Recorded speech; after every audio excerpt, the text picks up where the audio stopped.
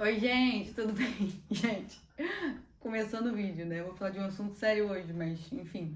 Meu gato resolveu comer agora, na hora que eu tô gravando o vídeo, e eu já tentei tirar ele, ele quer comer, então eu vou deixar ele comer. Se tiver barulho, é meu gato comendo, tá? Voltei pro segundo vídeo do canal, e como eu falei, o canal vai ser uma mistura de medicina, empresa, dia a dia, viagens. E eu fiz uma votação lá no Instagram, e entre falar sobre Nova York e falar sobre insônia, e venceu na enquete falar sobre insônia. Então, antes de qualquer coisa, gente, curte, comenta, assina aí, por favor, para me ajudar no engajamento, compartilha com seus amigos para quem tem insônia. Todo mundo tem um amigo, uma amiga que tem insônia, mãe, um pai, um tio. Então já compartilha aí, tá? Gente, primeira coisa que eu queria deixar acordado com vocês. Não tô fazendo consulta, não tô prescrevendo nada. Aqui eu estou generalizando para passar um pouco de informação para vocês. É claro que cada tratamento, cada paciente deve ser individualizado. Cada ser humano é um. Então aqui eu tô dando um panorama geral, conversando, orientando um pouco para que você saiba o que fazer, procurar um profissional, enfim.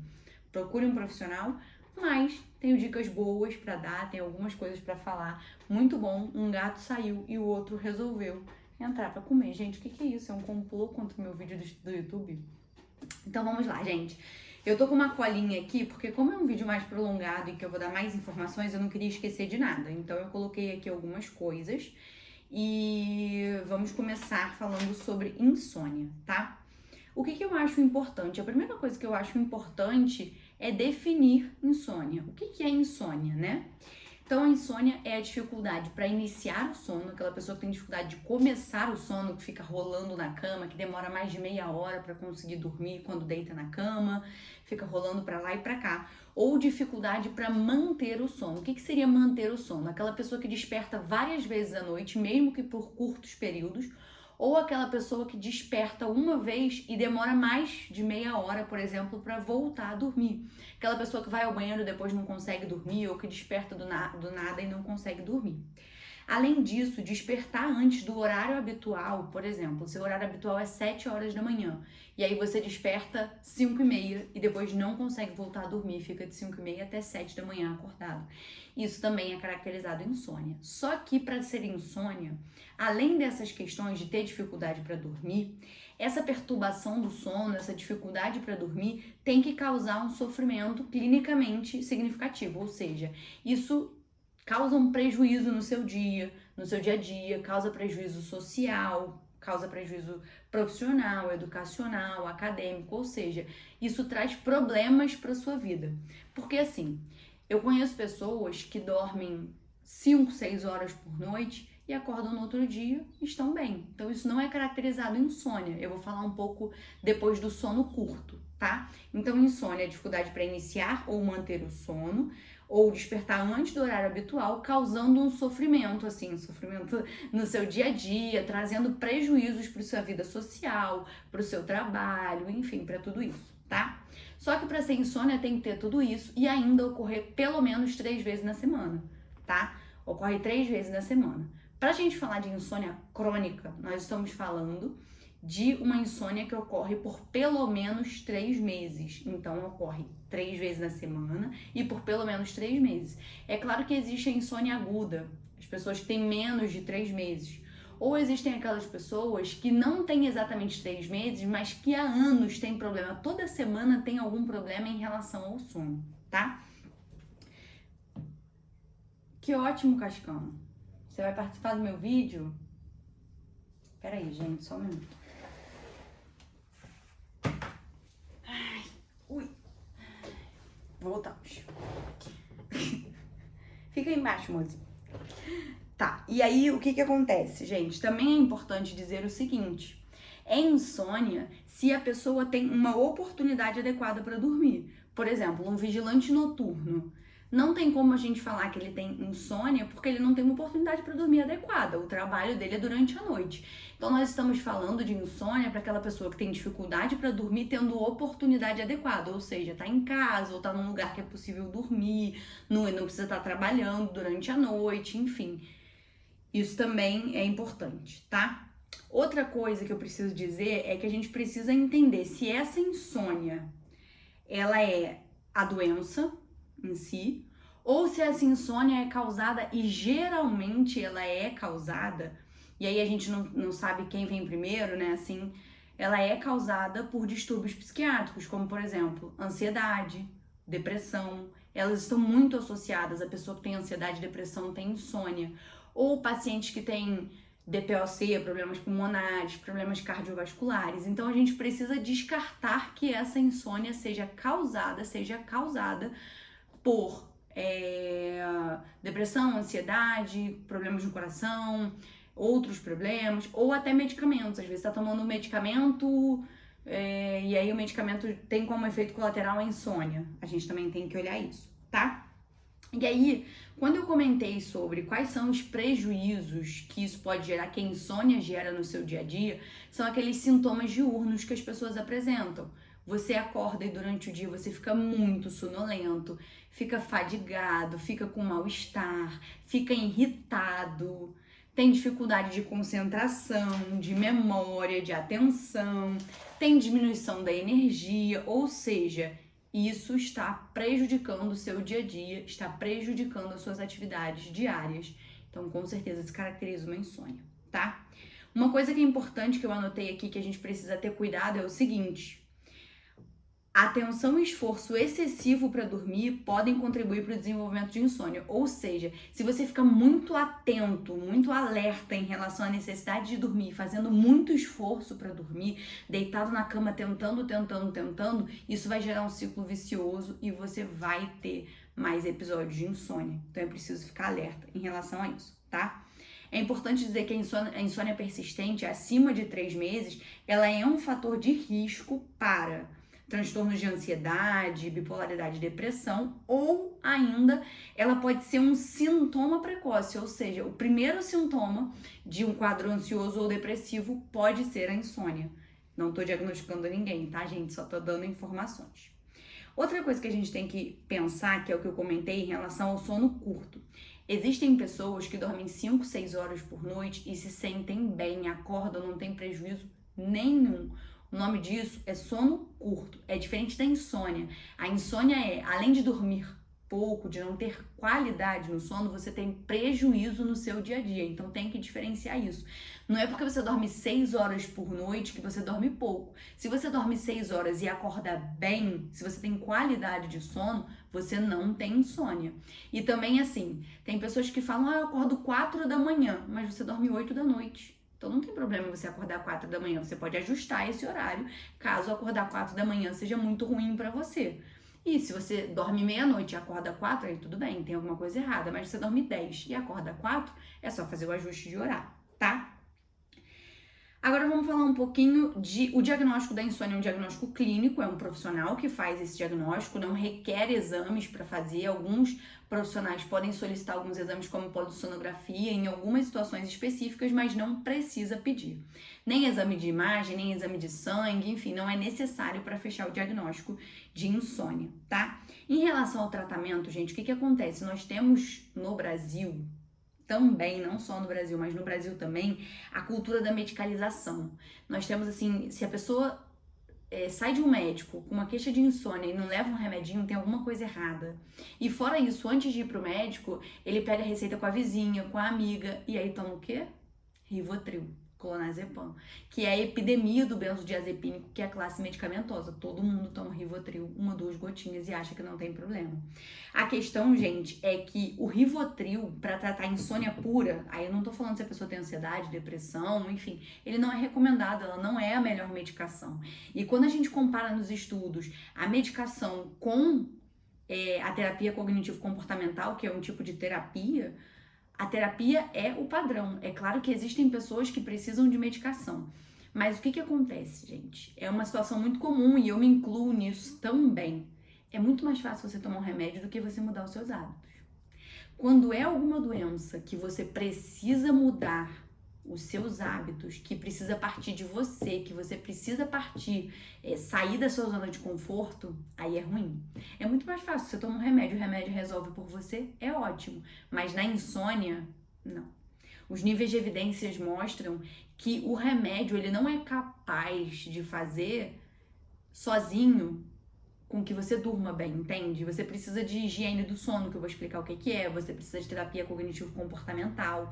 Então, infelizmente ou felizmente, a gente precisa ter ciência disso. Se não partir de você também, só tomar o remédio muitas vezes não adianta, ou adianta por um período curto, ou você começa a usar a medicação, resolve, depois não resolve mais, ou você não quer ficar viciado na medicação, não quer tomar muito tempo, mas não tem outra forma senão associar a medidas comportamentais, tá?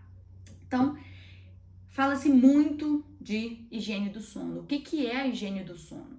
Então, a higiene do sono são as medidas que você pode fazer no seu dia a dia para fazer com que você consiga dormir melhor, que você tenha um sono melhor, que você consiga começar o sono antes, você não tem dificuldade para começar, ou que você não tenha dificuldade para manter o seu sono. E precisa ser feito, porque quando as pessoas fazem, a gente tem muito retorno, tá?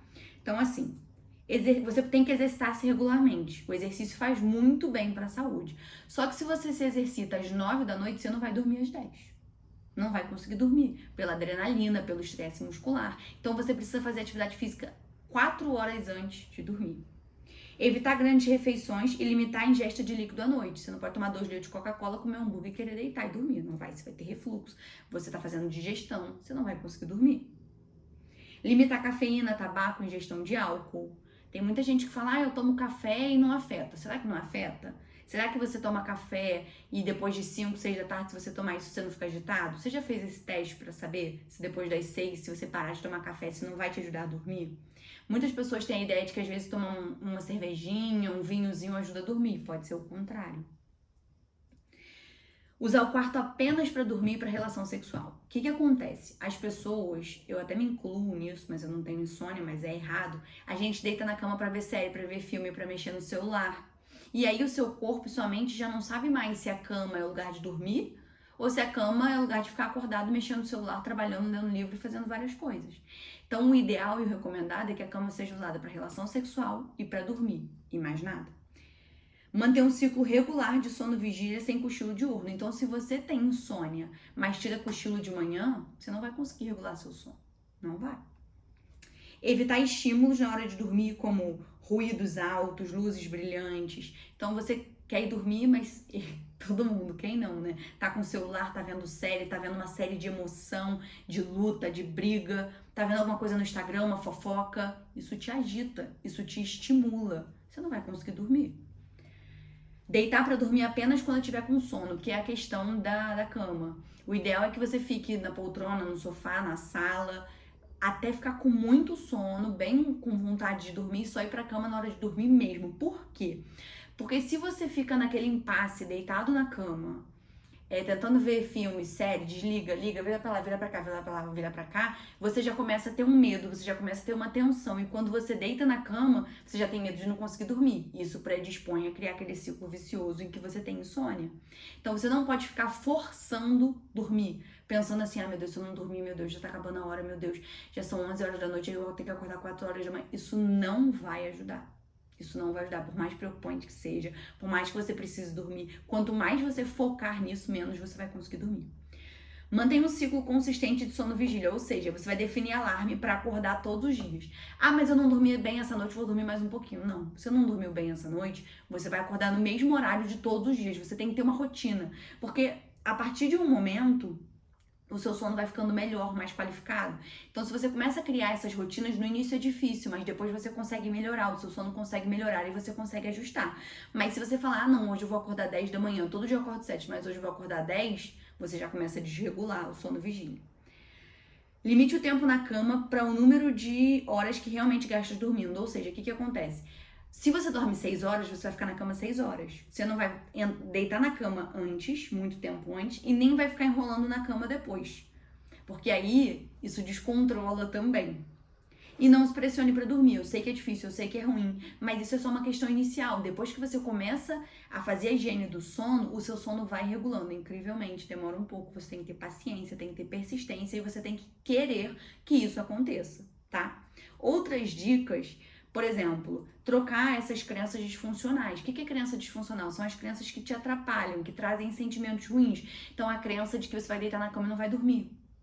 A crença de que você vai ficar rolando, rolando, rolando. A crença de que você só vai dormir poucas horas. Você precisa trabalhar a sua mente.